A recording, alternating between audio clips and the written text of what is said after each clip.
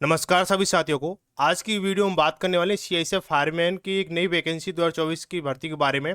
जी हाँ साथियों, इसका ऑफिशियल नोटिस आ चुका है। चलो वीडियो शुरू करते हैं। आज की वीडियो में जानेंगे पूरा इसका एज क्राइटेरिया क्या रहने वाला है, अप्लाई डेट क्या रहेगी, सिलेबस क्या रहेगा ना, पूरा सिलेक्शन प्रोसेस क्या रहेगा, क्वालिफिकेशन क्या रहेगा, पूरा ए टू जेड डिटेल में हम बात करने वाले हैं। तो इस वीडियो में हम जानेंगे इस वैकेंसी वाले क्या क्या रहेगा, पोस्ट ऑफ वैकेंसी क्या रहेगी, अप्लाई डेट क्या रहेगी, क्वालिफिकेशन क्या रहेगी, फीस क्या रहेगी, एज लिमिट ऑन यानी एज की गणना कहाँ से होगी, आयु में छूट कहाँ से कितनी रहेगी, सिलेक्शन प्रोसेस क्या रहेगा, पीईटी पीएसटी सिलेबस सैलरी यानी ए टू जेड हम क्या पूरा हम सब कुछ इस भर्ती के बारे में जानने वाले हैं। ठीक है, तो वीडियो के अंत तक बने रहे हैं, बिल्कुल भी स्किप ना करें। बाद में आप कमेंट करते हो कि ये चीज़ छूट गई हमसे, ये कैसे क्या जानकारी थी। तो देखो भाई, ये जो वैकेंसी है जो निकाली गई सीआईएसएफ के द्वारा निकाली गई है, सीआईएसएफ इंडस्ट्रियल सिक्योरिटी फोर्स के द्वारा निकाली गई। हालांकि कुछ समय से वैकेंसी अटकी हुई थी। ये जो वैकेंसी थी आपके एसएससी और सीआईएसएफ के बीच में अटकी हुई थी। कौन इसको निकालेगा, तो फाइनली हो चुका है। इसको ना सीआईएसएफ ही कंडक्ट कराएगा इस वैकेंसी को। पोस्ट नेम जो है आपका कांस्टेबल फायरमैन का रहने वाला। ये जो वैकेंसी है ओनली और मेन कैंडिडेट के लिए वैकेंसी है, फीमेल कैंडिडेट इसमें नहीं भर सकते हैं। और ये ऑल ओवर इंडिया वैकेंसी है। और जिसकी जो वैकेंसी और नंबर है आपके 1130 वैकेंसी है। ये स्टेट वाइज वैकेंसी रहने वाली है। तो स्टेट वाइज किस स्टेट में कितनी वैकेंसी है पूरे डिटेल में देखते हैं। तो साथ ही ये रहा इसका ऑफिशियल नोटिस। ये रहा आपका सेंट्रल इंडस्ट्रियल जो है आपका central industrial security force notice आपको recruitment of constable fire male candidate के लिए आपको दे रखा है। इसकी जो आपके एग्जामिनेशन जो डेट ऑफ सबमिशन दे रखी है एप्लीकेशन की 31/8/2024 दे रखी है। 30/9/2024 तक इसका लास्ट डेट रहने वाला है। तो बाकी चीज़ें देखेंगे इसमें। जो पे स्केल रहेगा लेवल 3 की वैकेंसी आपकी जो जो इसका सैलरी रहेगी वो 21,700 से 6900 तक रहने वाली है। तो पूरी डिटेल में देखेंगे इसको और देखते हैं इसका क्या है इसका। देखो भाई, इसका जो स्टेट वाइज वैकेंसी दे रखा है आपका, तो देखो जिसमें दे रखा है अंडमान निकोबार में दे रखा है 0 वैकेंसी है। आंध्र प्रदेश में आपका 27 वैकेंसी है, इसमें 5 वैकेंसी है ना। अरुणाचल प्रदेश में 15 वैकेंसी, असम में 164 वैकेंसी है, बिहार में 56 वैकेंसी है, चंडीगढ़ में 0 है, और छत्तीसगढ़ में आपका 14 है। ऐसे इसको आपको देखो पूरा डिटेल में आपको पूरा ये कुछ दे रखा है। ठीक है, पूरे स्टेट के बारे में पूरा स्टेट वाइज आपको वैकेंसी दे रहा है। टोटल वैकेंसी नंबर आपका 1130 है यहाँ पे। ये जनरल वालों के लिए 466 वैकेंसी है, ओबीसी वालों के लिए, ईडब्ल्यूएस वालों के लिए, ऐसे करके आपको ये दे रखा है। ठीक है, ईडब्ल्यूएस वालों के लिए ये है आपका 114 है, ओबीसी वालों के लिए है, एससी वालों के लिए, एसटी वालों के लिए ये वैकेंसी आपको देखने को मिलेगा। ठीक है, तो चलो भाई, ये पूरा ऐसा कुछ हो गया आपका। ये ऑफिशियल पूरा आपका ये है आपका। इसको पूरा डिटेल में समझेंगे। तो देखो भाई, यहाँ पर जो हो गया जो एप्लीकेशन जो मोड रहेगा वो आपका एप्लीकेशन मोड रहेगा, आपको ऑनलाइन रहेगा। इसके जो फॉर्म स्टार्ट जो रहेंगे वो आपको 31 अगस्त 2024 यानी कुछ दिन बाद आपके चालू हो जाएंगे। वहीं साथ में अगर देखा जाए इसकी जो लास्ट डेट रहेगी फॉर्म की फिल करने की वो 31 सितंबर से 2024 तक रहने वाली है। वहीं आपके अगर फॉर्म में कोई मिस्टेक हो जाता है, करेक्शन होता है, तो 10 से 12 अक्टूबर जो है आप आपका करेक्शन डेट करा सकते हो। ठीक है, तो इसका ध्यान रखें, आप मिस्टेक ना करें तो अच्छा है। नहीं उसके बाद में आपको कुछ ना कुछ चार्ज देना होता है। इसके लिए आप इसको थोड़ा ठीक से भरें। ठीक है, इसके बाद बात की जाए इसका एज लिमिट जो रहेगी वो आपकी कम से कम आपकी 18 वर्ष की, अधिकतम आपको 23 वर्ष आपका होना चाहिए। आयु जो गणना है वो आपको 30 सितंबर 2024 को की जाएगी, यानी 30 सितंबर आपकी 30 सितंबर 2024 को आपको 18 से 23 के बीच में होना चाहिए। जनरल वालों के लिए, ओबीसी वालों के लिए जो कैंडिडेट है उनके लिए 3 वर्ष की छूट दी जाएगी। वही एससी और एसटी कैंडिडेट के लिए आपको 5 वर्ष की छूट यहाँ देखने को मिलेगी। एक्स सर्विसमैन के लिए as per the service rule रहेगा, यानी कि आपको 3 से 5 वर्ष की छूट मिल सकती है। कैटेगरी वाइज आप किस पोस्ट पर हैं, किस सर्विस से आप यहाँ पे एंटर कर रहे हो।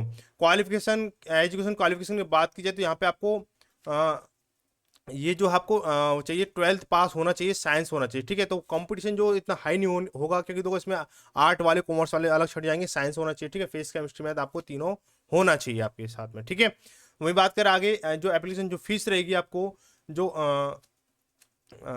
फीस रही जनरल ईडब्ल्यूएस ओबीसी कैंडिडेट के लिए आपको 100 रुपये फीस रहेगी। वहीं एससी एसटी ईएसएम यानी एक्स सर्विसमैन यानी फीमेल इसमें भर ही नहीं सकते हैं कैंडिडेट के लिए, आपको कोई फीस नहीं रहने वाला है। आपके यहाँ पे जो फीस रहेगी वो ऑनलाइन मोड रहेगा फीस का। आप जब फॉर्म फिलअप करोगे तो आपके लिए ये सारी चीज़ें कंडीशन रहेंगी कि आपको फीस नहीं लौट सकती आपकी। आप इस तरह से आप ना ही किसी कैंडिडेट के ऊपर चेंज करा सकते हो। सिलेक्शन प्रोसेस की अगर बात की, सिलेक्शन प्रोसेस जो आपका चार स्टेट में आपका इसका सिलेक्शन प्रोसेस रहने वाला है। सबसे पहले पीएसटी और पीईटी रहने वाला है, डीबी होगा, उसके बाद में आपका रिटन एग्जाम होगा, मेडिकल होगा।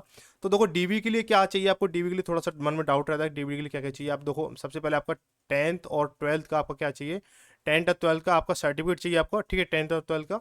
इसके बाद में आपका डोमिसाइल चाहिए, यानी मूल निवास प्रमाण पत्र चाहिए। आप जनरल से हो तो आप इसके लिए आपको मूल जाति की कोई जरूरत नहीं होती। बाकी अदर शेड्यूल कास्ट से आते हो तो आपको जाति यानी कास्ट सर्टिफिकेट आपको होना चाहिए।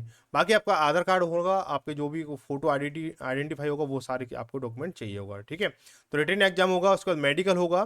तो पूरा डिटेल में समझेंगे इसको क्या क्या चीज़ होने वाली है। फिजिकल इंडस्ट्रियल टेस्ट यानी पीएसटी रिक्वायरमेंट क्या रहने वाली है। तो मेल जो हाइट रहने वाली है जनरल, ओबीसी, ईडब्ल्यूएस, एससी वालों के लिए 170 सेंटीमीटर की हाइट रहेगी। वहीं एसटी कैंडिडेट के लिए 162.5 सेंटीमीटर की हाइट रहने वाली है। चेस्ट की अगर बात की जाए तो 80 सेंटीमीटर की आपकी चेस्ट चाहिए नॉर्मल, बिना फ्लैप के साथ में आपको 5 सेंटीमीटर बढ़ा के होना चाहिए। वहीं एसटी कैंडिडेट के लिए 78 सेंटीमीटर और 5 सेंटीमीटर फ्लैप होना चाहिए। वहीं बात की जाए हाइट, जो है हिल एरिया जो होते हैं नॉर्थन ईस्टर्न, यानी आपका सिक्किम हो गया, गढ़वाली हो गया, कुमाऊं हो गया, इस तरह से पहाड़ी जो क्षेत्र से आते हैं उनके लिए जो हाइट चाहिए वो 165 सेंटीमीटर की हाइट चाहिए। और यहाँ पे इसके बाद में जो चेस्ट चाहिए इन लोगों के लिए 78 सेंटीमीटर की चाहिए और 5 सेंटीमीटर फ्लैप होना जरूरी होगा। वहीं बात की रनिंग के लिए, रनिंग जो आपके लिए जो फिजिकल एफिशिएंसी टेस्ट हो यानी पीईटी जिसे बोला जाता है, इसमें आपको रनिंग देखने को मिलेगी और कोई इसका कोई फिजिकल टेस्ट नहीं है। 5 किलोमीटर की रनिंग 24 मिनट बहुत आसानी से हो जाती है, ठीक है। वही बात की इसकी जो बात की आपके एग्जाम पैटर्न के बारे में, तो एग्जाम पैटर्न में आपको देखो 100 क्वेश्चन देखने को मिलेंगे, 100 मार्क्स रहेगा आपका, ठीक है।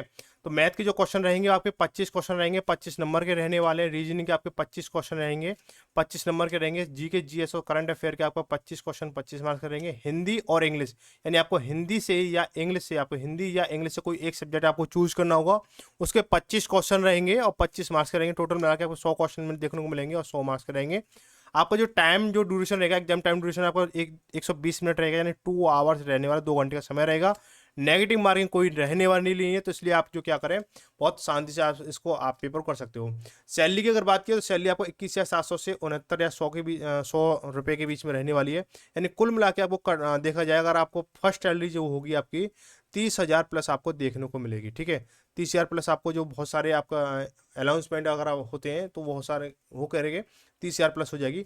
वही बात की जाए इसकी जो कट ऑफ है, कट ऑफ की अगर बात किया तो कट ऑफ के लिए बात देखें इसको, तो कट ऑफ जो रहने वाली है इसकी, तो भाई देखो इस ना नेगेटिव नहीं है, तो सभी बच्चे जो है इस पर फिर तो फुल ऑफ 100 to 100 क्वेश्चन करने वाले हैं। तो आपको जो कट ऑफ रहेगा वो 80 क्वेश्चन यानी 80 मार्क्स से प्लस में रहने वाला, ठीक है। तो उसको थोड़ा ध्यान से रखें, तैयारी कुछ ज़्यादा खास नहीं है। जैसे आप एसएससी जीडी के लिए पढ़ रहे हो या एसएससी जीडी के लिए जो पढ़ा था वही चीज़ें इसमें अप्लाई होने वाली है, कुछ नया नहीं होगा। थोड़ा बहुत सिलेबस के अकॉर्डिंग और जो ब्रांच है इसकी जो वैकेंसी है उसके अकॉर्डिंग थोड़ा बहुत ऊपर नीचे होगा। बाकी एसएसजीडी का जो सिलेबस है वो पूरा पूरा होने वाला है, ठीक है। तो 80 क्वेश्चन लाना ज़्यादा बड़ी बात नहीं है, तो कंपटीशन इतना हाई नहीं रहेगा, क्योंकि कुछ बच्चे तो सबसे पहले क्या है इसमें आपका फिजिकल जो दे रखा है, फिजिकल दे रखा, तो फिजिकल में सबसे बच्चे तो मान के चलो आपका जो 50% जो बच्चे हैं आपका वहीं हो जाएगा, आपका फेल हो जाएगा। और यहाँ पे जो रिटन एग्जाम जब पास होगा इसकी जो मेरिट लगेगी वो 2 गुना मेरिट लगेगी, किससे, वैकेंसी के हिसाब से। यानी 1130 आपकी वैकेंसी है, तो 2260 जो आपको कैंडिडेट आपको सेलेक्ट होंगे मेडिकल के लिए, ठीक है। तो यहाँ पे इसलिए बिल्कुल डाउट ना करें, और जो आपका जो भी होगा वो अपडेट होगी, वो आपको टाइम टू टाइम मिलती रहेगी। और इस ऐसे अगर आपको लगता है कि मुझे लगता है कि मैंने आपको सारी चीज़ें आपको समझा दी हैं, एक एक पॉइंट टू पॉइंट हो गया, और लगता है आपको कुछ चीज़ छूट रही है, आपको कुछ समझ में नहीं आया, तो मुझे कमेंट करके बता सकते हो। कमेंट सेक्शन खुला हुआ है। आई होप सारी चीज़ मुझे लगता है कि क्लियर समझ में आ गई होंगी। तो ऐसी इन्फॉर्मेशन वीडियो पाने के लिए हमारे चैनल को सब्सक्राइब कर सकते हो, वीडियो को लाइक एंड शेयर करें। तब तक मिलेंगे किसी अगली खास जानकारी के साथ में, तब तक सबको धन्यवाद। जय भारत, जय हिंद।